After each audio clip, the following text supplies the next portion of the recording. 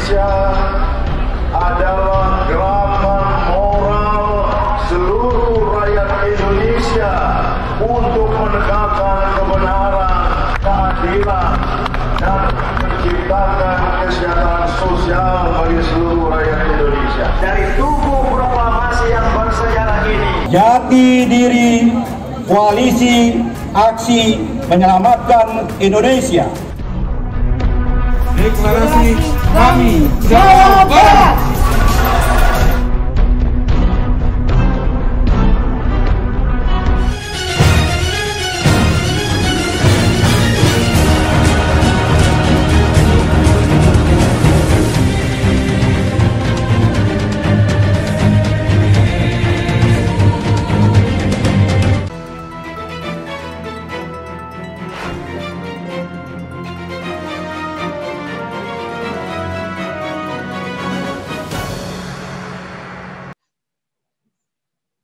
Tadi saya dengar apa yang disampaikan oleh Dr. Masri Sitanggang itu, saya jadi gemes karena sesuatu yang sudah selesai sebetulnya dibahas di saat sebelum kemerdekaan itu dan sampai hari tanggal 18 Agustus itu kan sudah selesai itu persoalan.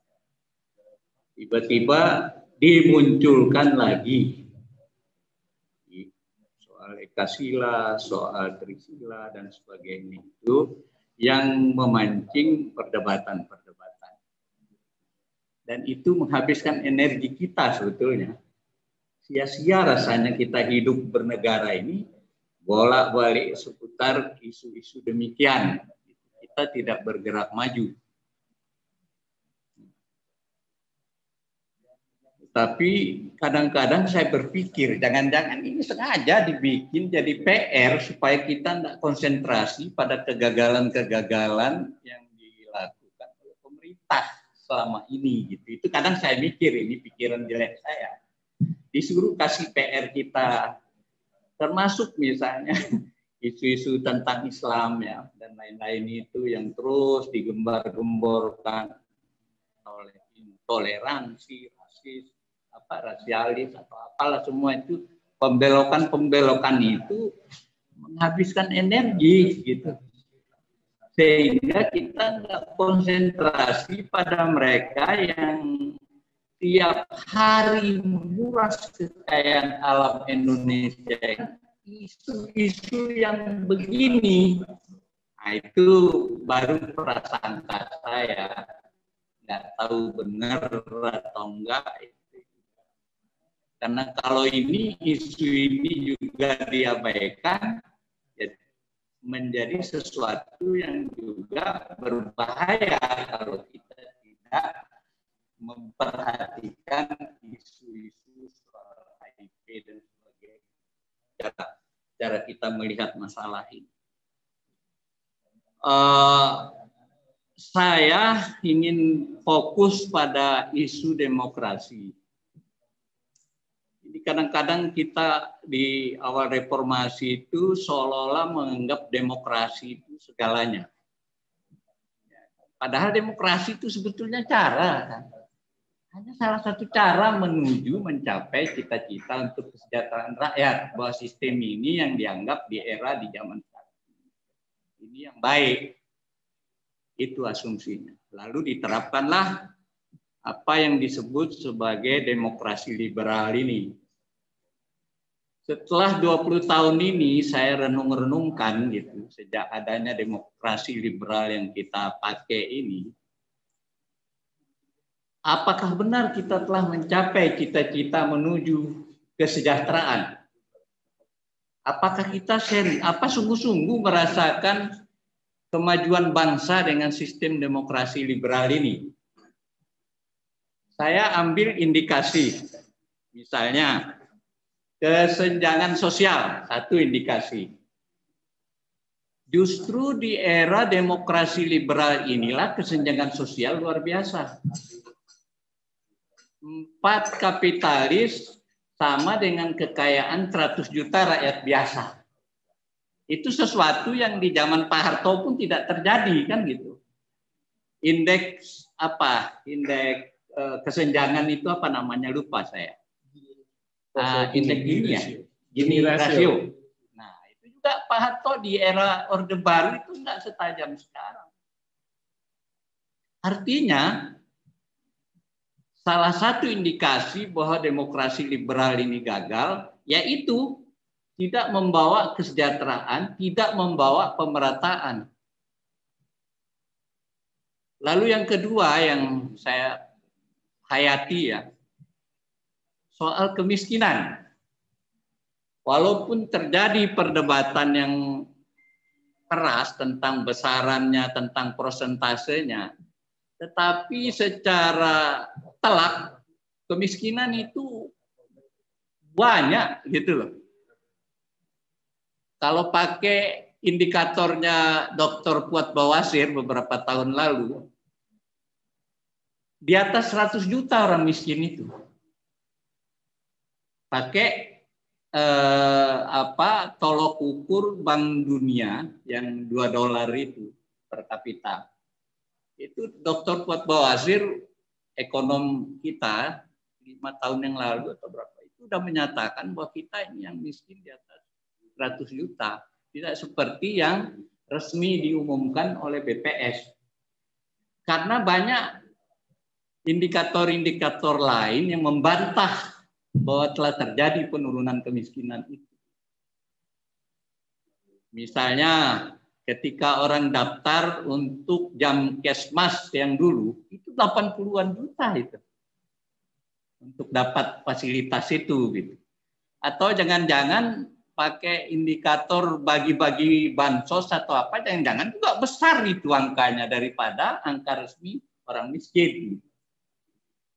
Itu jadi ya itu indikator bahwa demokrasi liberal ini tidak merubah apa-apa kecuali makin memperkaya kelompok-kelompok tertentu. Itu yang saya amati ya.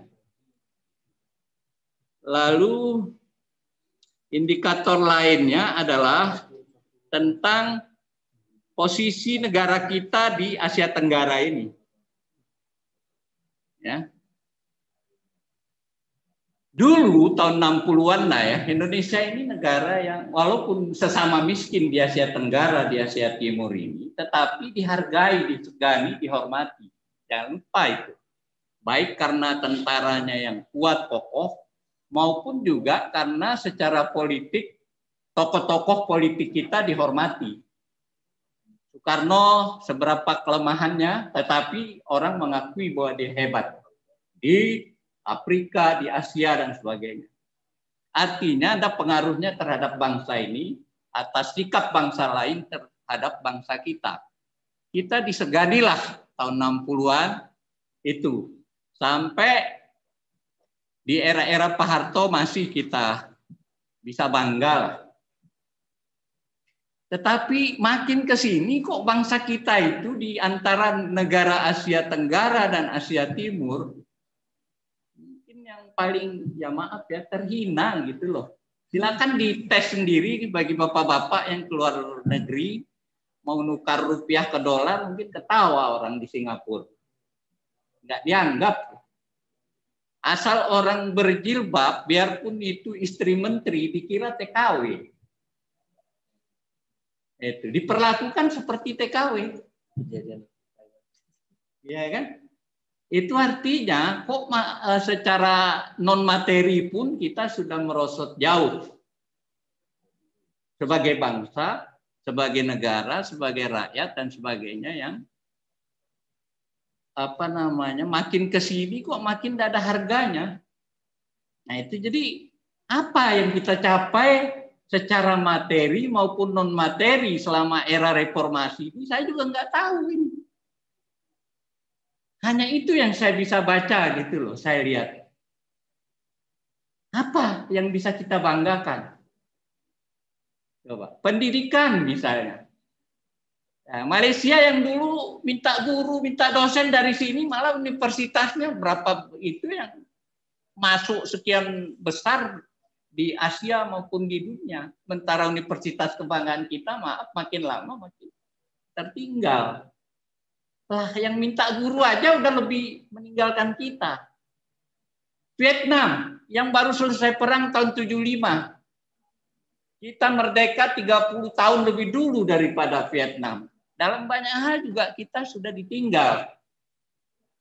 Ya kan? Jadi apa yang kita banggakan dengan reformasi atau dengan yang demokrasi yang kita praktekkan ini? Mutar gonta ganti presiden, hanya sibuk prosedural saja kita. Outputnya tidak pernah kita tahu, tidak pernah jelas outputnya. Itu yang saya pikir. Belum lagi kalau kita bicara mengenai output dari demokrasi liberal ini yang menghasilkan menurut saya pemimpinnya makin hari makin tidak bermutu lah kalau kita mau jujur ya. Sehingga saya pikir-pikir solusinya itu atau masalah sebenarnya ini, bencana ini berawal dari kita. Yang paling mendasar itu adalah ketika MPR diturunkan derajatnya menjadi hanya lembaga tinggi biasa, sehingga dia tidak mempunyai kontrol atas jalannya kekuasaan dan sebagainya ini. Lalu MPR-nya berpindah ke oligarki politik dan oligarki ekonomi yang mengatur kita ini. Peran kedaulatan rakyat itu berpindah. Mereka yang ngatur sekarang. Boleh dibilang GBHN kita itu diatur oleh oligarki ekonomi, oligarki politik itu. Itu kesimpulan yang saya lihat. MPR yang ada, yang real yang ada ini nggak jelas menurut saya. Di tengah hiruk pikuk yang sekarang kita hadapi masalah banyak sekali itu. Nggak tahu kita yang disebut Majelis Permusyawaratan Rakyat Republik Indonesia itu kerja apa, mencari solusi apa atas masalah yang sangat dahsyat yang sedang kita hadapi ini. Nggak ngomong. Ya. Artinya bukan partai.